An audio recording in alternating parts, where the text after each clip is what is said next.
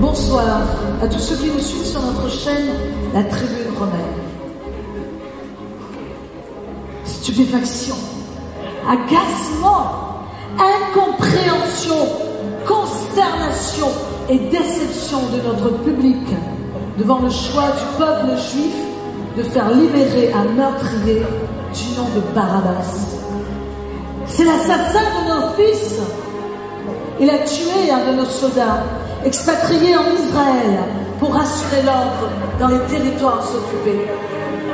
Ni Pilate, ni Hérode n'ont eu le courage de faire libérer ce juste, ce aimant, ce Fils de Dieu, Jésus, dont nous suivons depuis plusieurs années les accomplissements merveilleux. Pas un seul jour il ne s'est reposé, jamais il ne s'est relâché, jamais il n'a abandonné devant la misère humaine. Pilate, pourtant gouverneur de Jérusalem, ne pouvait agir autrement à cause de la pression exercée par le peuple et ses dirigeants. Il a préféré laisser le choix à la majorité des voix et écouter les cris de la foule. Un choix entre un coupable, Barabbas, et un innocent, Jésus, même si Pilate a reconnu ne trouver en lui aucun motif de le condamner.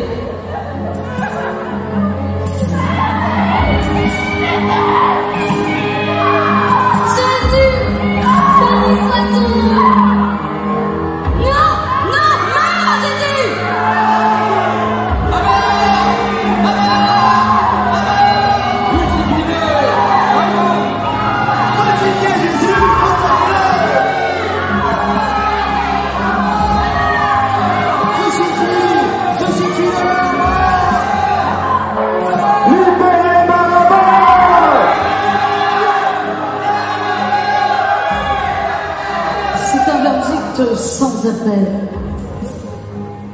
Alea iacta est, le sort en est jeté.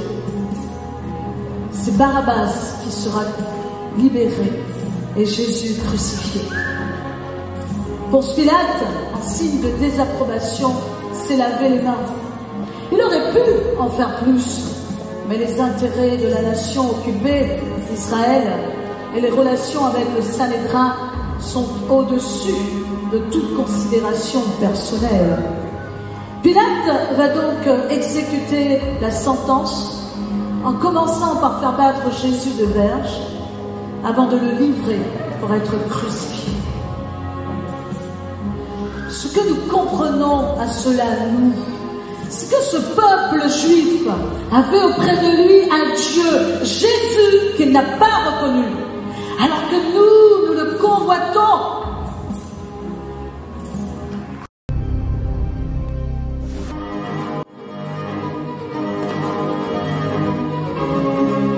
Madame, Monsieur, bonsoir. C'est depuis votre chaîne, l'Observatoire de Jérusalem, que nous vous faisons part d'une information des plus importantes. Comme chaque année, au moment de la Pâque, vous le savez, chers fidèles auditeurs, Pilate doit relâcher un des prisonniers juifs. C'est Barabbas qui l'a fait sortir de son trou, laissant le peuple choisir qui sera libéré, qui sera crucifié. Verdict, Barabbas libéré, acquitté, Jésus condamné et crucifié. Le juge, c'est la vox populi, la voix du peuple. Son sacrifice commence dès à présent.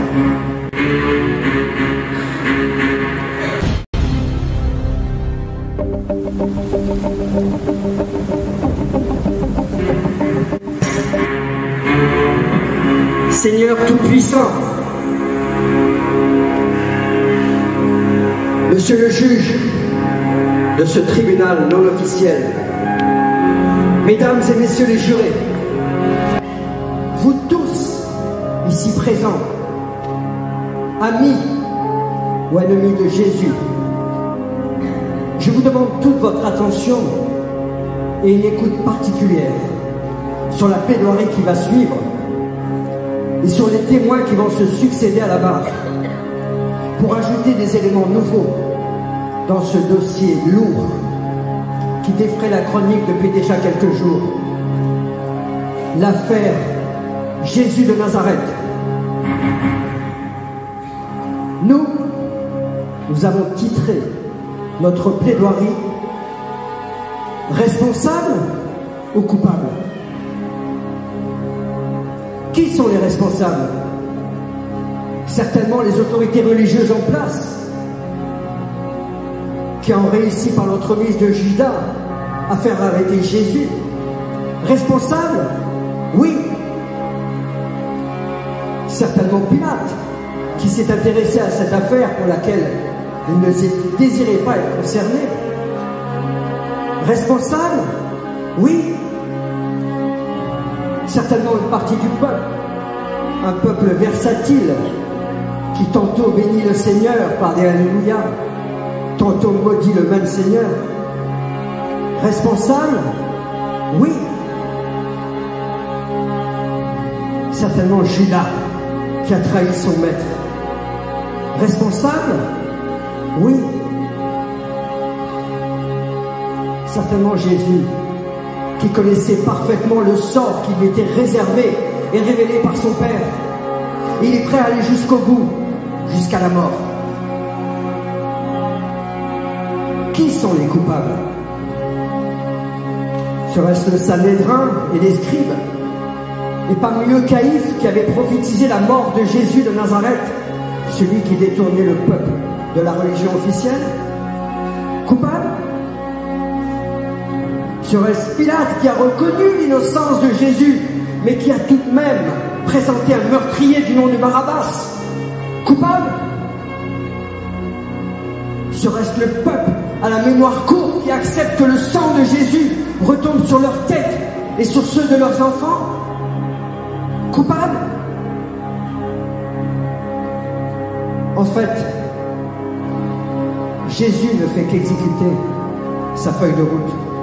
Depuis sa naissance surnaturelle, le début de son ministère, le choix et l'enseignement de ses disciples, les miracles qu'il a accomplis, les guérisons de toutes sortes, les paroles de vie qu'il a prononcées devant des foules. Mais en fait, ni le peuple juif, ni le Sanhédrin, ni Pilate ne sont réellement coupables. Ils ne sont que les instruments de ce qui devait être accompli. Jésus détient les cartes. Il sait parfaitement où il va. C'est un combat spirituel violent, dans l'enjeu et la chute de Satan pour le rétablissement de la communion des hommes avec Dieu, pour le salut de tous ceux qui croiront en lui, pour obtenir la vie éternelle, pour une relation nouvelle et directe, pour un face-à-face avec Jésus, tout simplement.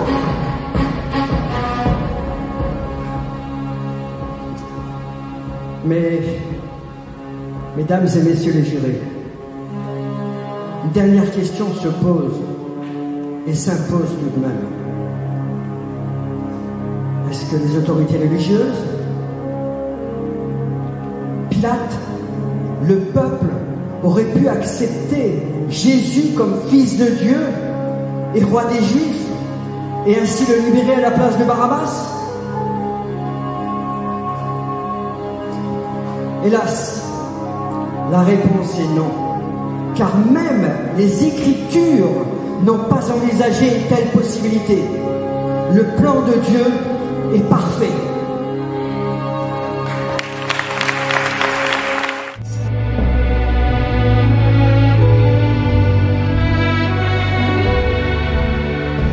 Thank you.